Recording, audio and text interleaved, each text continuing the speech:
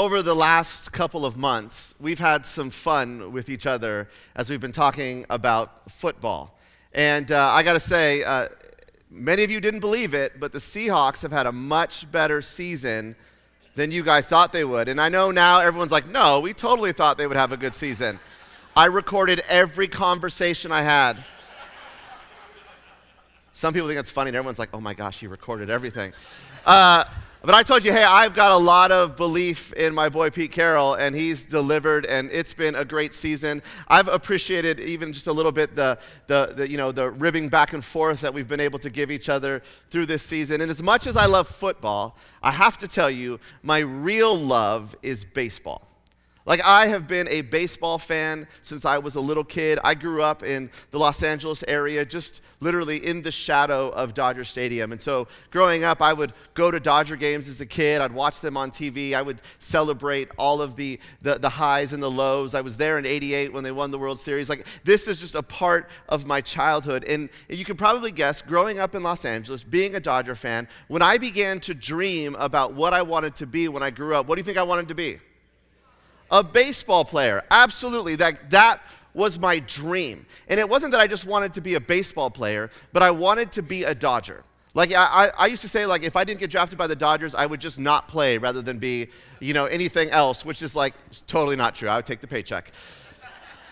But I thought, like, I'm going to be a Dodger, but I didn't just want to be, like, just a bench player. Like, if I was going to be a baseball player, I wanted to be the best baseball player there ever was. And if you want to be the best of the best, then you have to put in the work. And so literally growing up, like, day in and day out, I was outside preparing myself to be a professional baseball player. I would stand out there for hours on end, and I'd throw the ball in the air, and I would catch it and just practice pop flies. We had this large wall in our backyard, and I would take the baseball, and I would throw it against the wall and field the grounder, and every couple throws, I would take a step closer, because the closer you got, the faster it came off that wall, so you could prepare yourself to how you feel the ball when you're in the hot corner. And I would literally get right up close to it, so I was doing just, short hops, and it would bounce off my arm, and I'd want to cry, but I was like, no, like, if you're going to be the best, you have to deal with this pain, and it would just bounce off everything, and I was like, I got to keep the ball in front of me. And it wasn't just that I'd practice my fielding. My grandpa, whenever he picked me up, and he would say, like, what do you want to do? It was always the batting cage. Like, I always wanted to go to the batting cage. And so just time and time again, we would spend hours at the batting cage where I would just hit balls until I had blisters on my hands. Because, again, it's going to take this much hard work. But to be the best, it's not just the talent that you have on the field, it's the personality off the field. When you think of all of the great players of every sport, there is this personality. They exude confidence. And when you are the best and you have this personality, people want to get to know you. And so I would literally practice, like, what would I say in, like, public speeches, and how would I conduct myself? And, like, as a baseball player, you have an opportunity to make every kid's dream come true by signing your autograph. And so in elementary school, when the girls, no joke, they used to sign their name and the last name of whatever boy they thought they would marry, I would be sitting there in notebooks signing my signature over and over again. Like, I can make this nicer, and I would adjust it, and I wanted to have that perfect signature so that I would just gift everyone with a wonderful signature. Now, it's one thing to sign it on a piece of paper, but eventually you have to sign it on baseballs, which is quite a bit more difficult. So I would literally save up my money to go buy a baseball, and I would get the baseball, and I would sign it, and I would turn it to some more white space, and I would sign it, and I would keep literally everywhere there was a baseball that I owned and there was white space, I practiced signing my signature. I was prepared, and I was going to be the best baseball player, the best Dodger the world had ever seen. Now, you could probably guess that dream didn't happen. I gave it up to go into ministry. Not really. No, I gave it up because apparently it's not just the dream, and it's not just ambition, but apparently you need to have talent to do this, and that's not something that I had a lot of, but I had the ambition. And when I got older, my dreams changed, but some of the ambition that drove that dream was still there. And even to adulthood, and many of you can relate to that because you can reflect back to your childhood, and even as I told this story, you remember some of your childhood dreams and the ambition and the drive that led to you trying to fulfill it, or maybe for some of you to fulfill that childhood dream. And ambition is one of those things that stays with us our entire lives. As we get older, it doesn't go away. It's the same thing that drove us when we were younger, and ambition is an odd thing. Because at times, ambition can lead us to achieve the things, to get into the places that we've always wanted to be. Like maybe it was like you always wanted to own your own business and you've had the ambition to drive you to that, or you've always wanted to be an incredible mom or an incredible dad, and so your ambition drove you to really apply yourself to become a great parent. Ambition can lead us to the places that we often want to be, but at the same time, ambition has the temptation or the possibility to lead us to become the person that we never wanted to be. Because if left unchecked, ambition can begin to rule over us. This morning, as we continue to look at the Christmas story, we're going to be looking at the life of Herod, like I mentioned. And Herod is someone who literally found himself being ruled by his ambition. It literally took over, and it was the driving factor in his life. If you've grown up at church or if you've been around the Christmas story at any point in time, you have probably heard the name Herod. He's a key figure, and it's the one we're kind of look at today. So just bear with me as I kind of paint a picture of who Herod is. So Herod is the king.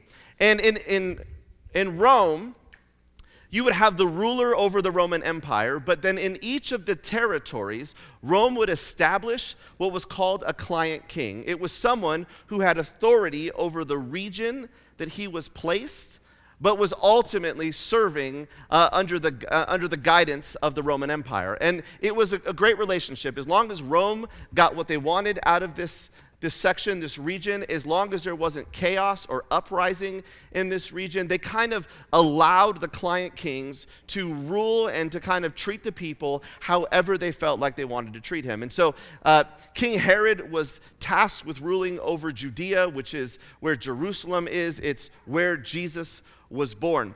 And for a client king, everything is great, everything is pretty easy as long as there's order at the top. Like as long as everything is in place at the top, your life, again, it's pretty easy. And so for Herod, for many years, his life was really easy. But then in 44 BC, something happened. In 44 BC, Julius Caesar, who was the emperor of Rome, was killed. And you remember learning this in your history books, that whole Et tu, Brute moment. This is what we're talking about. Julius Caesar was killed, and the empire was thrown into chaos. Suddenly, all of the client kings began to wonder and worry who would be next, what would be expected of them, who do they have to report to. What Herod wanted and what Herod had, stability, for so long, was suddenly in jeopardy. Once Julius Caesar was killed, there was a group of people who sought to find everyone who was a part or responsible for his death. And two of those people I want to introduce to you as well. And again, you know these people from history. Mark Antony and Octavius. Octavius was Julius Caesar's nephew. In many ways, his adopted son. They had a great relationship. And Mark Antony was Octavius's best friend. And so these two, along with one other person, kind of in this transitional season, became the leaders and the rulers over the Roman Empire. At the same time, they were going out to try to find, again, everyone responsible for Julius Caesar's death. Now, these two individuals, Mark Antony and Octavius, became the biggest players in the Roman Empire at this time. That people began to gather around them. People began placing their allegiance to them. And even Herod had a great relationship with Mark Antony. They were really close, and Herod was known to do whatever he had to do to foster and to build that relationship. He would often send lavish gifts from his region to Mark Antony and to Mark Antony's mistress, Cleopatra. And he was just trying to say, hey, don't forget about me, remember me, I'm here, I'm loyal to you, I love you, because Herod believed, as all of this was happening, as this season of turmoil was being sort of fleshed out, that eventually Mark Antony would end up in control of the Roman Empire. So he literally attached his horse to Mark Antony. In 31 BC, a civil war broke out in the Roman Empire, and it wasn't a long war. It happened really, really quick, but in that war, Mark Antony and his men were defeated, and Octavius reigned supreme. That he won the war, and his name was changed to Caesar Augustus. In the Roman Empire, when a new emperor was put in place, the name there was changed. And so suddenly, everyone who had backed Mark Antony began to flee. They began to worry. Many of them in the battle died. A lot of them went to Egypt. Still others mounted an attack to try to go take down Octavius. They didn't settle for their first defeat. Now Herod could have done any of these things. Herod could have gone to Egypt. He probably would have been safe there. Again, he had lavished many gifts on Cleopatra. Cleopatra probably would have accepted him and made sure that he was okay. He could have done that. He could have gone and attached himself to some of the other men to go fight Octavius again, but he chooses none of those two things. Instead, what Herod decides to do is he decides to get on a boat to travel to the Isle of Rhodes. And there he would confront Octavius. And it was a bold move. It was a calculated move. It was an ambitious move. But basically, King Herod went to Octavius, to Caesar Augustus, and he said, look, for so many years, I have been loyal to your enemy, Mark Antony. For so many years, I have respected him, I have honored him, I had done what he has asked me to do, and I'm promising you, Caesar, that whatever I did for Mark Antony, I will now do for you. At this moment, Caesar could have just killed him. Like literally, this is one of the guys who tried to take out his life. Now suddenly he's here pleading his allegiance, and it would have been justified just to eliminate King Herod altogether. But history tells us that Caesar Augustus was so blown away by the boldness of King Herod that in this moment he didn't kill him, but instead he confirmed his monarchy. He confirmed his kingdom, but he didn't just leave it there. He expanded his kingdom beyond what it was.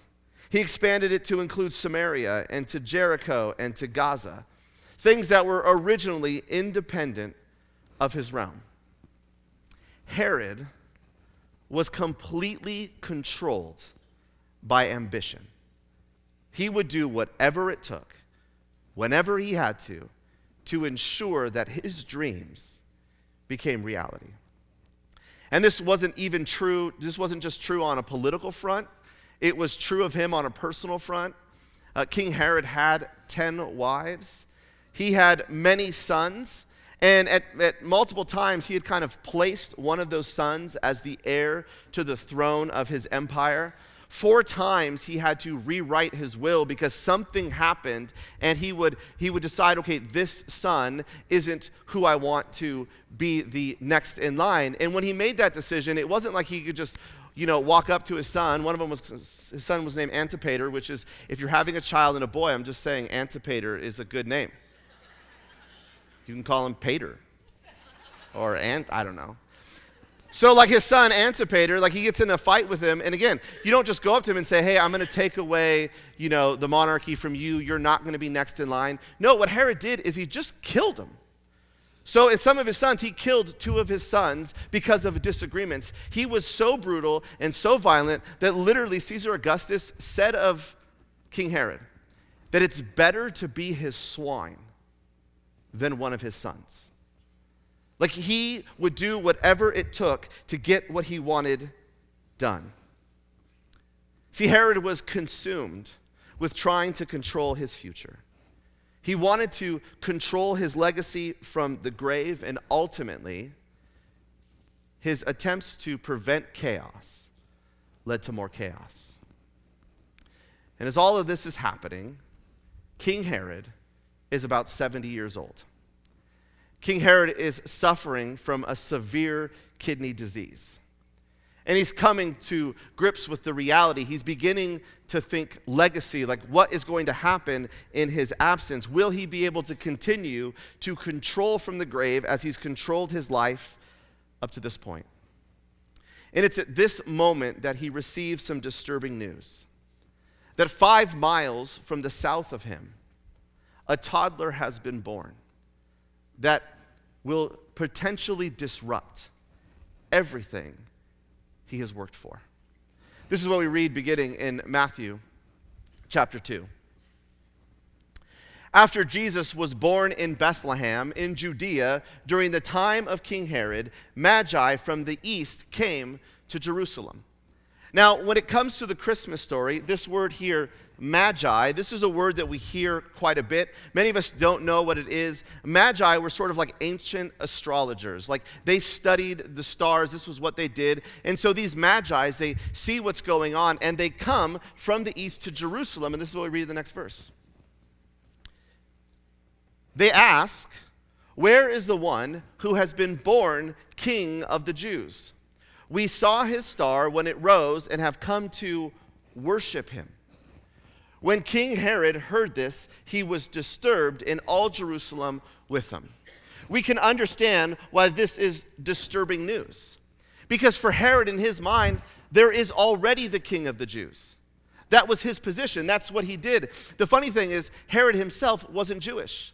And that's what drove the people of Israel crazy, that they were being led by someone who wasn't from their lineage, who didn't share their heritage. Herod hears this and he thinks, this is me. Like, what do you mean that there is a new king of the Jews?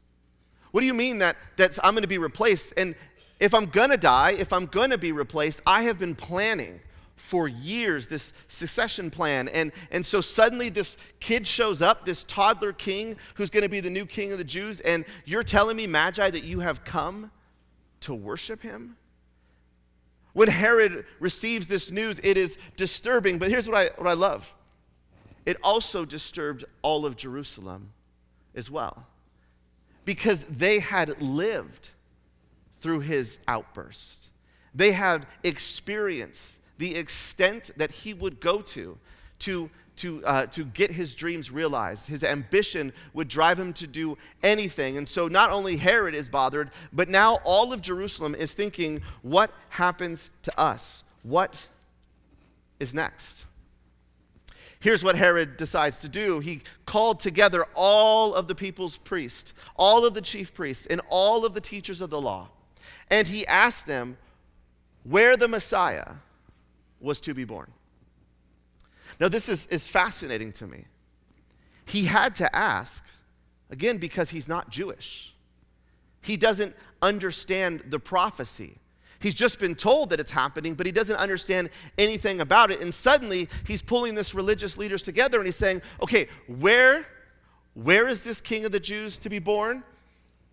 In Bethlehem in Judea, they replied, for this is what the prophet has written. And what we read next is the religious leaders quoting a prophecy out of the book of Micah, which is a book in the Old Testament, in chapter 5, beginning in verse 2. And this is what they say. But you, Bethlehem, speaking of that city, in the land of Judah, are by no means least among the rulers of Judah. There was a perception that Bethlehem was not quite as respectable as some of the other cities. For out of you will come a ruler who will shepherd my people Israel. This is the prophecy that begins to point towards the significance of the birth of Jesus. This is what begins to freak Herod out. And so these leaders, they share this with him. And this is what Herod does in response. Once he receives the news, then Herod calls the Magi. Again, he calls the people from the east. He calls the astrologist in, and he says, look, don't tell anyone about this. I don't want people to know that I'm talking to you. So he calls them in secretly. And he found out from them the exact time the star had appeared. And he sent them to Bethlehem, and he said to them, Go and search carefully for the child. As soon as you find him, as soon as you locate this child, report to me so that I too may go worship him. Now, when I read this, I have to think, did the Magi buy this for a second? Like, did they really believe what Herod wanted to do was to come worship this kid? We don't really know. Again, they traveled from afar. They traveled from the east. They were in a different area. They weren't under Herod's control. There wasn't Twitter and Facebook. Information didn't spread all over the place. So maybe they don't know what Herod's capable of. Maybe they think Herod actually does want to worship this child. We don't know that, but what we do know is they go. The next verse. After they had heard the king, after King Herod had told them what he wants, they went on their way, and the star they had seen, when it rose, went ahead of them until it stopped over the place where the child was. So essentially, this star began to guide them throughout the night. Again, you've probably heard the story if you grew up in church, that the star led the Magi to Jesus. And when they got to him, this is what they did. And when they saw the star, they were overjoyed. They were excited because they knew it would lead us to the King of the Jews. On coming to the house, they saw the child was with his mother, and they bowed down and they worshiped him. They had found the one that the prophecy had pointed to. This toddler king, this king of the Jews, this kid who would disrupt all of the power structures in the world at this time. From miles away they came. And when they got there, they gave him gifts. And again, we sing this in our Christmas songs. They gave him gifts of gold. I always feel like when it comes to myrrh, you should say it like in a much deeper voice. Like gold, frankincense, myrrh. You're welcome. You will never hear your songs the same. So they come and they give this kid, they give his family gifts. They followed the light. They followed the star that led them to Jesus. And that night, when they sleep, an angel comes to them and says to them in a dream, when you wake, don't go back to Herod. Don't report to him what you have seen, but instead go home. And sure enough, that's exactly what they do. But on that night, it wasn't just the angel speaking to the Magi. The angel also spoke to Joseph, who's Jesus' father as well. This is what we read.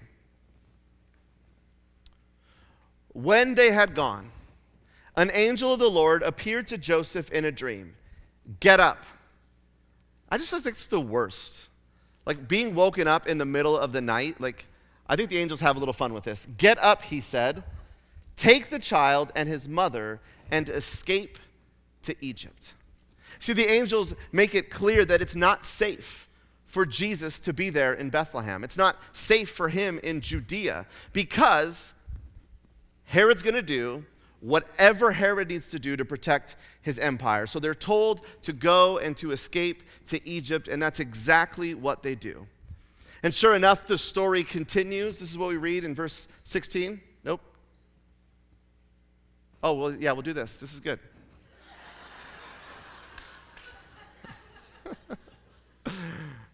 We'll clean it up for second service.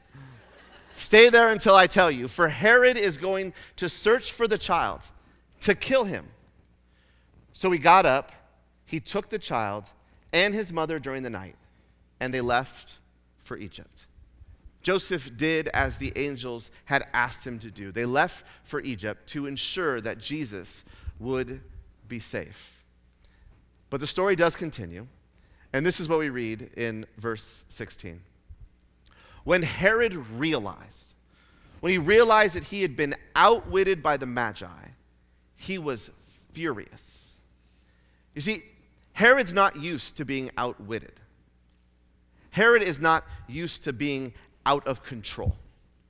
And suddenly, as he's hearing this, as he's realizing that this child has escaped, he begins to freak out and thinking, I don't know what I'm going to do. I have to guarantee that I'm going to find this kid because now with the Magi gone, no one can tell me what he looked like, what he was wearing, what his parents looked like. And so now I have to take extreme measures. And that's sure enough exactly what Herod does. This is what we read. He gave the order to kill all of the boys in Bethlehem and its vicinity who were 2 years old and under, in accordance with the time that he had learned from the Magi. So Herod thinks, look, if I can't find Jesus, if I can't find this kid, I will kill every kid, every boy under the age of 2 to protect my legacy.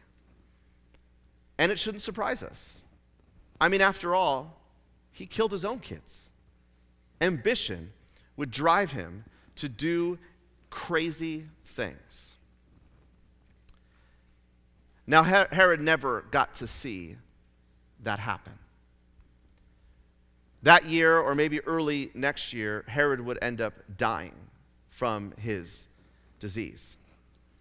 He would die a painful death. Matter of fact, historians tell us that Herod was in so much pain that he attempted to take his own life rather than suffer. But he wasn't successful. Eventually, he died of natural causes. And Herod's biggest fear was that no one would come to celebrate and remember his life. And so what Herod did is almost like a dying wish, is he asked his people to gather some of the most significant leaders in the region, most significant people in Judea, and to bring them to where he was. And on the day of Herod's death, his request was that all of them would be killed as well, so that literally everyone would be mourning. Herod didn't care that they wouldn't be mourning for him. The only thing he cared about was that literally people would be crying and weeping and mourning loss on the day that Herod died. Fortunately for many of these people, there were some sane individuals in Herod's family, and after his death, they decided not to do that. They released those people. This is what we read in verse 19. After Herod died, an angel of the Lord appeared in a dream to Joseph in Egypt and said, what do you think? Get up. Joseph's like, come on, seriously. Especially when he says, take the child and his mother and go to the land of Israel. For those who were trying to take the child's life are dead. Joseph's like, so you woke me up to tell me it's okay, like we're safe. Sure enough, this is what we read, and that's what happens. They go back to Jerusalem. Jesus is born or raised in the area. He grows up in Nazareth. He becomes a significant leader. Ultimately, he gave his life for all humanity, that through his life, the world would be forever changed. And in an instant, Herod the Great became a footnote in the story of Jesus. Herod became just a small part of the story of the Toddler King. And I can imagine what it would be like if you encountered Herod today. Like if I was just sitting down with Herod to say, like, hey, Herod, everything you worked for, all that you did, the horrific things that you tried to do, all your plans, all of your sacrifices, your legacy is gone. It was thwarted by a toddler. And Herod, people all around the world will stop and remember every Christmas who Jesus is. They won't remember a ton about your name, your story. They won't know a lot about your son's story. They won't be reminded of the temple you built or the seaports that you developed. They won't be telling your story. Herod, instead, they'll be telling the story of a toddler from Bethlehem. Herod, you won't be known as Herod the Builder, which is what he tried in his life to pursue, what he wanted to be known for. Instead, you'll be known as Herod the Butcher. The world will stop and remember that you were the one who tried to resist, who tried to extinguish the light of the world. That you had an opportunity, that you were so close, that you were literally 5 miles away from this child. But your ambition, your control, your pursuit of everything you held dear caused you to miss it. Now you fast forward 70 years from that moment. 70 years from what we have talked about. Jesus has grown up. He's been arrested. He's been crucified. He's resurrected. The temple has been destroyed. And John, who saw it all, who sat at Jesus' feet, would say this in John chapter 1, beginning in verse 4. If you're with us last week, we talked about this. We talked about John's perspective on the life of Jesus, but this is what John writes in John chapter 1, beginning in verse 4. He says, "In him was life, and that life was the light of all mankind." The light, and John, he pauses here. He must have paused, because what he does here is significant. In this moment, John changes his tense from the past tense to future tense. He says, the light shines in the darkness.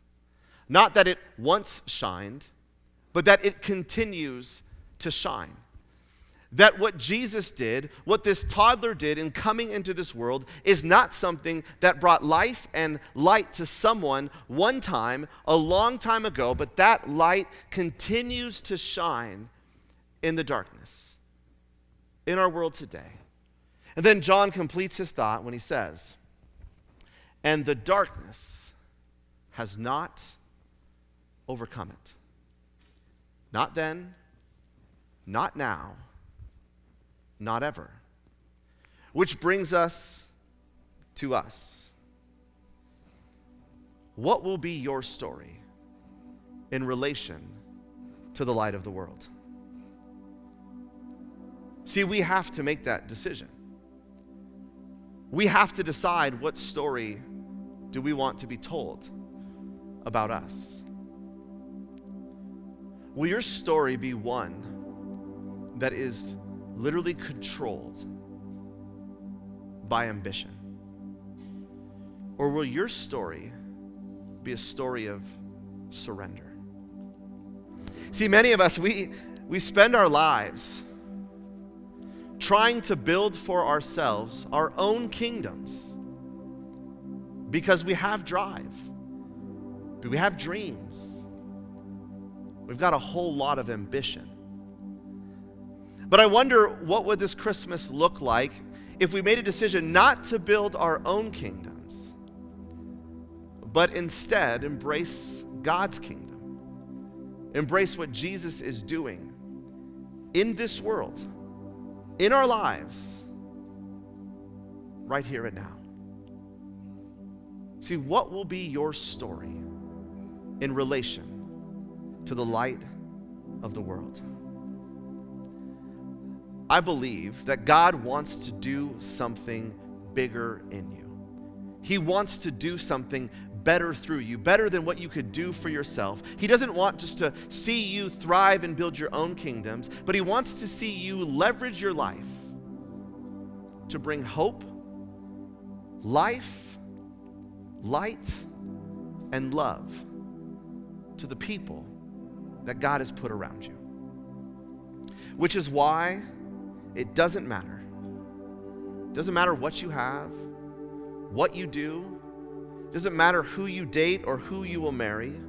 It doesn't matter what you accomplish. It will never, ever be enough. But in Christmas, we have a reminder that we have all been invited into this grand story. We've all been invited into the light of the world. But will we receive it? Will we embrace what God is trying to do through his son Jesus? It can change everything if we would put our ambition aside and take on the posture of the Magi. And through the rest of the season, no matter how short it might be, if we decide that Christmas will be an opportunity for us to worship the true King. Let's pray. God, I thank you so much for the time that we have together. I thank you for Herod and his story. And the truth is, we can find so much of ourselves in that story because we are controlled in many ways by our ambition. We will do a whole lot to get whatever we want and whatever we feel we need. But I pray that this Christmas, we can put that aside. This Christmas, we could surrender our lives to the King and approach him in worship. God, in knowing that in Jesus, that there is life and light for all the world. For he truly is the light of the world, the one who has come into this world in an act of love for all mankind. And it's in his name we pray. Amen.